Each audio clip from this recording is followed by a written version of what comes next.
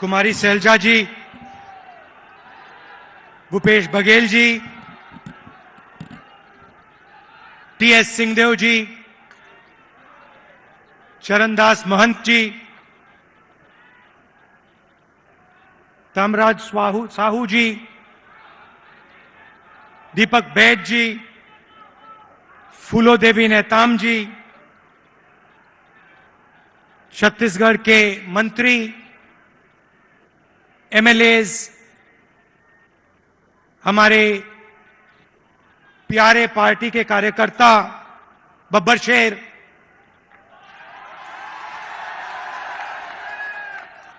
और शेरनियां, भाइयों और बहनों, छत्तीसगढ़ के युवाओं, प्रेस के हमारे मित्रों, आप सबका यहां बहुत बहुत स्वागत। इतनी गर्मी में आप आए,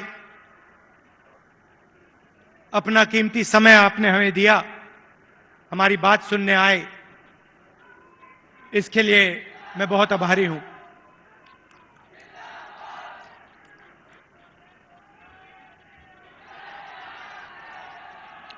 कुछ ही महीने पहले कर्नाटक में चुनाव हुआ। एक तरफ बीजेपी और उनकी विचारधारा, दूसरी तरफ कांग्रेस पार्टी, हमारी विचारधारा।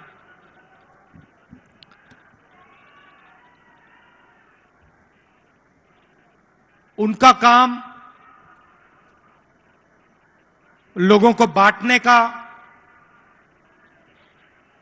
नफरत फैलाने का,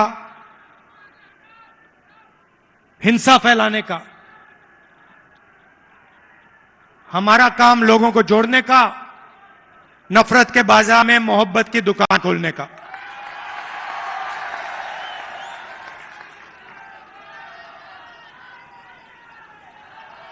और कर्नाटक में हमने कहा, जैसे पहले हमने छत्तीसगढ़ में वायदे किए थे, किसानों को सही दाम देने का वायदा जो हमने पूरा किया, किसानों का कर्जा माफ किया, बिजली बिल हाफ किया, जैसे हमने यहां वायदे किए थे, वैसे ही हमने कर्नाटक में 5 वायदे किए। चुनाव से पहले बीजेपी के लोग हर बार वो कोई ना कोई नंबर निकाल देते हैं। कोई कहता है 230 सीट आएंगी, कोई कहता है 250 सीट आएंगी,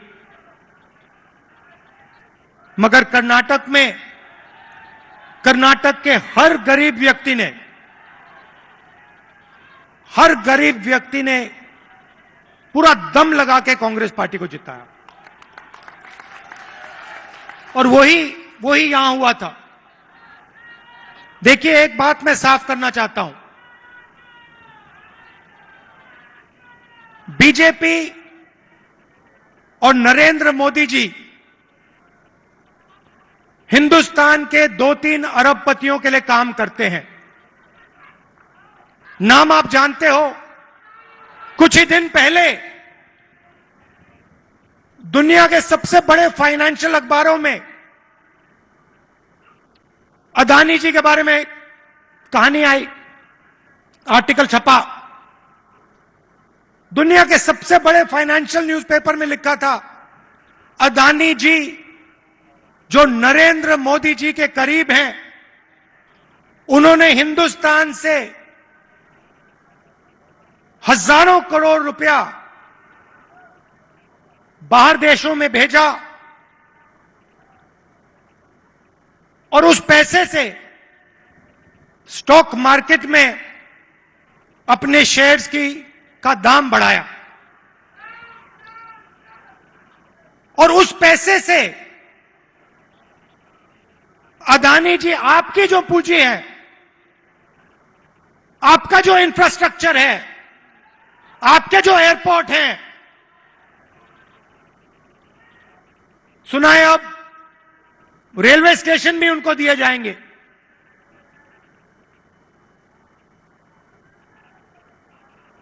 पूरा का पूरा एक व्यक्ति के हवाले किया जा रहा है। और मैं साफ कहना चाहता हूं कि चाहे वो कर्नाटक की सरकार हो, छत्तीसगढ़ की हो, राजस्थान की हो, हिमाचल की हो, और जो अभी आने वाली हैं तेलंगाना, मध्य प्रदेश, ये सारी की सारी सरकारें गरीबों की सरकारें होंगी, अदानी की सरकारें नहीं होंगी। और प्रधानमंत्री को साफ कहना चाहिए, देश को बताना चाहिए और छत्तीसगढ़ के युवाओं को बताना चाहिए कि वो अदानी जी पर इंक्वायरी क्यों नहीं करवा रहे हैं। ऐसी क्या बात है कि नरेंद्र मोदी जी अदानी जी पर इंक्वायरी नहीं करा सकते हैं? दो तीन सवाल हैं भाई और बहनों, युवाओं। ये जो हजारों करोड़ रुपए हिंदुस्तान से बाहर गया, ये पैसा किसका था? पहला सवाल, ये अदानी जी का पैसा नहीं था, ये किसी और का पैसा था।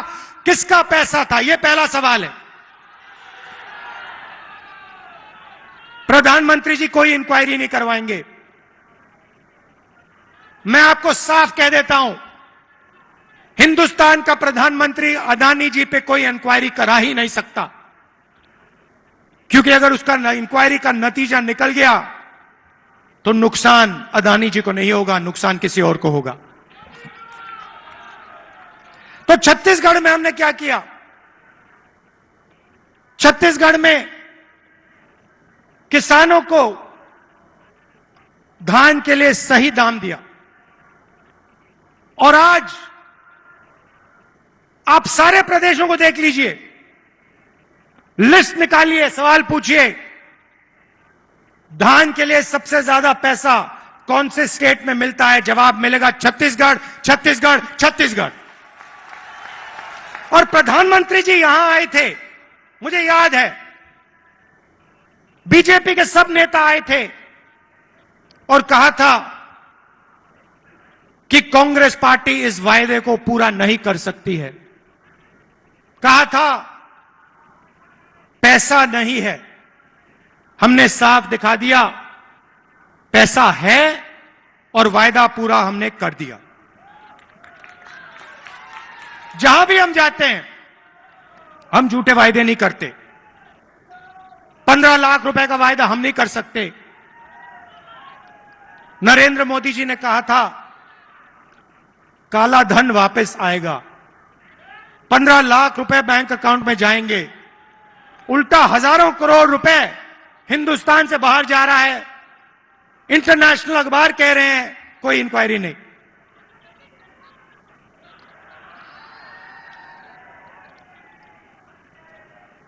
तो अब छत्तीसगढ़ के युवा जो हैं, आपकी बहुत बड़ी जिम्मेदारी है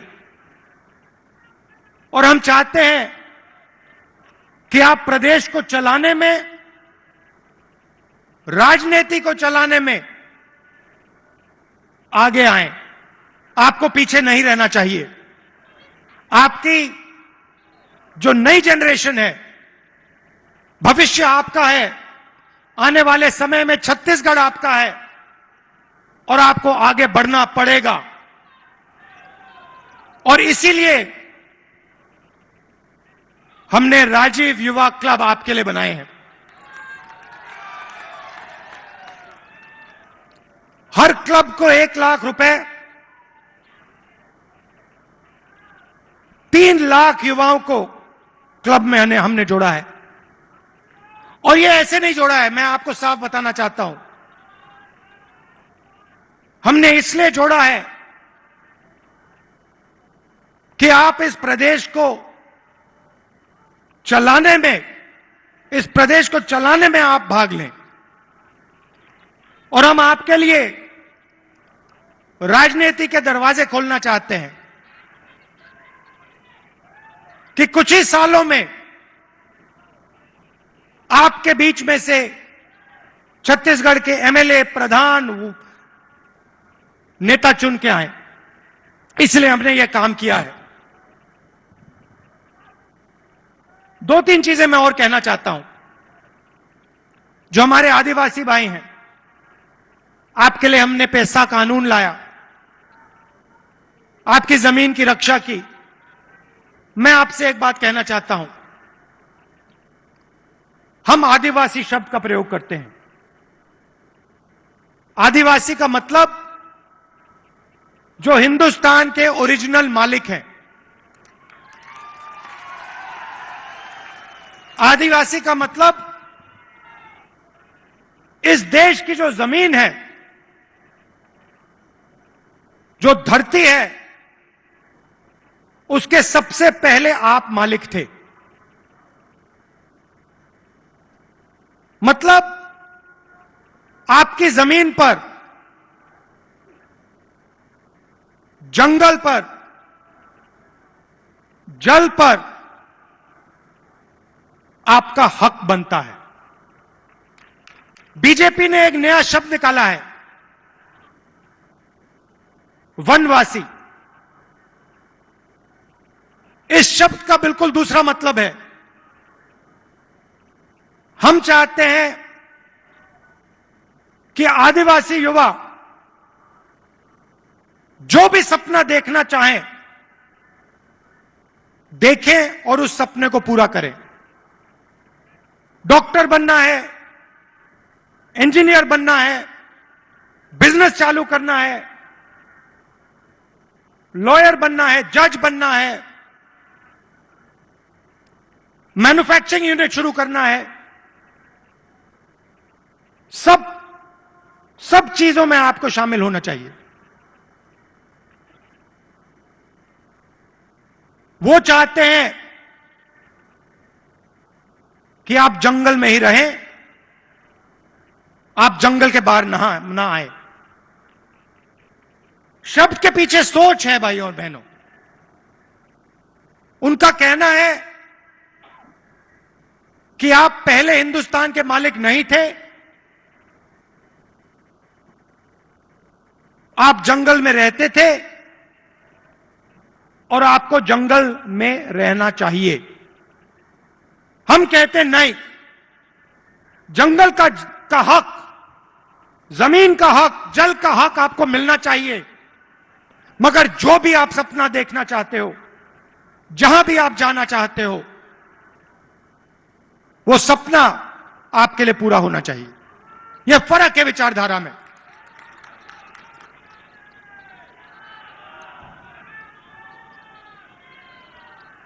और पूरे देश में भाई और बहनों, पूरे देश में ये नफरत फैला रहे हैं। आदिवासियों को नया नाम दे देंगे, एक धर्म को दूसरे धर्म से लड़ा देंगे, एक भाषा को दूसरी भाषा से लड़ा देंगे, एक जात को दूसरी जात से लड़ा देंगे। हमारा काम जोड़ने का है। जहां भी ये नफरत फैलाते हैं, चाहे वो मणिपुर हो, असम हो, कर्नाटक हो, जहां भी ये नफरत फैलाएंगे, कांग्रेस पार्टी के कार्यकर्ता वहां जाकर मोहब्बत फैलाएंगे। ये हमारा काम है, ये हमारी जिम्मेदारी है। आप देखिए, भारत जोड़ो यात्रा का यही लक्ष्य था। कन्याकुमारी से हम शुरू हुए, श्रीनगर तक गए,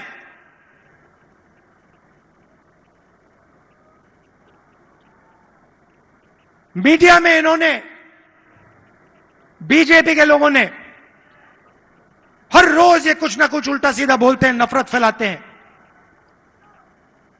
भारत जोड़ो यात्रा ने पूरे हिंदुस्तान को जोड़ने का काम किया। हर धर्म को, हर जात को, हर भाषा को हमने याद दिलाया कि आप सबसे पहले हिंदुस्तानी हो और आप सबको एक साथ मिलकर मोहब्बत के साथ, इज्जत के साथ रहना है। यह यात्रा का मैसेज था और यह बहुत गहरा मैसेज था, नया मैसेज नहीं था, बहुत पुराना मैसेज है। सदियों से यहां पे छत्तीसगढ़ में और बाकी प्रदेशों में लोगों ने यह मैसेज दिया है और यही कांग्रेस पार्टी का और हिंदुस्तान का डीएनए है। हम जोड़ते हैं, वो नफरत फैलाते हैं। हम किसानों के लिए, मजदूरों के लिए, छोटे व्यापारियों के लिए काम करते हैं, वो 2-3 अरबपतियों के लिए काम करते हैं। कुछ साल पहले मैंने बघेल जी से एक बात कही। मैंने कहा जहां भी मैं जाता हूं, मैं युवाओं से पूछता हूं, आपके सामने सबसे बड़ी मुश्किल क्या है? बीजेपी ने जो हिंदुस्तान की रीढ़ की हड्डी है, आर्थिक रीढ़ की हड्डी है, उसको तोड़ दिया है। जो छोटे व्यापारी थे, जीएसटी और नोटबंदी ने उनको खत्म कर दिया, जानबूझ के खत्म किया। और जब भी मैं इनसे पूछता हूं आपके सामने सबसे बड़ी मुश्किल क्या है, कहते हैं बेरोजगारी। और मैंने छत्तीसगढ़ के चीफ मिनिस्टर से कहा, देखिए छत्तीसगढ़ में अलग अलग स्किल्स हैं, हर डिस्ट्रिक्ट में आप कुछ ना कुछ बनाते हो, मगर जो छोटे बिजनेस वाले होते हैं उनको बैंक का पैसा नहीं मिलता, उनको मीडिया का सपोर्ट नहीं मिलता। और मैंने छत्तीसगढ़ के चीफ मिनिस्टर बघेल जी से कहा कि आपका फोकस इन छोटे व्यापारियों पे होना चाहिए, छोटे बिजनेस वालों पर होना चाहिए, बैंक के दरवाजे उनके लिए खोलने चाहिए और मार्केटिंग हो तो इनके लिए हो। और खुशी से मैं कहता हूं कि बघेल जी ने इस पे काम शुरू कर दिया है और इससे आने वाले समय में लाखों युवाओं को फायदा मिलेगा, हजारों नए बिजनेस खुलेंगे और लाखों युवाओं को रोजगार मिलेगा। देखिए, आपको सिर्फ छत्तीसगढ़ की नहीं सोचनी है। छत्तीसगढ़ हिंदुस्तान का सेंटर है।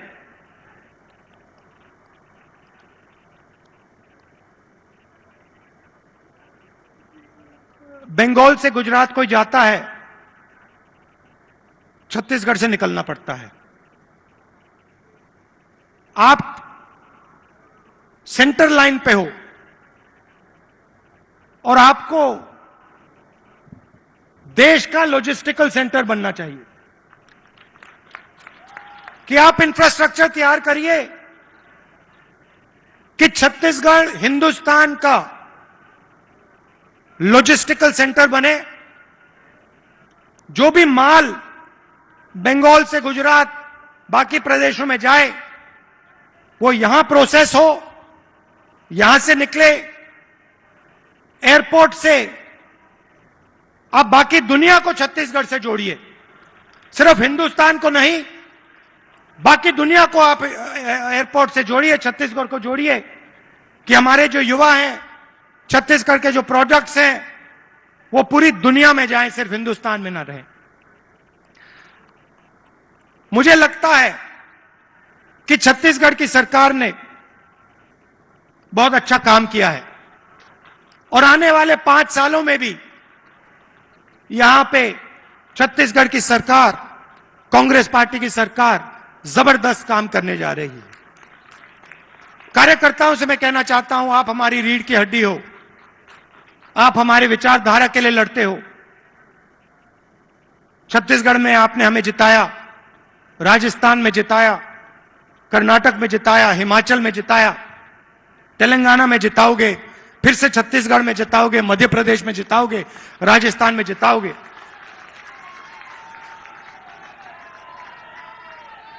हमारी बघेल जी, हमारी सरकार को हमारे कार्यकर्ता की रक्षा करनी चाहिए। करती है, मगर और डट के जो हमारा कार्यकर्ता है उसे लगना चाहिए कि मैं कांग्रेस पार्टी का कार्यकर्ता हूं, मैं कांग्रेस पार्टी की विचारधारा के लिए लड़ता हूं और मरता हूं। देश को आपकी जरूरत है। नफरत से देश आगे नहीं जा सकता है, हिंसा से देश आगे नहीं जा सकता है, अर्थव्यवस्था नहीं बढ़ सकती है।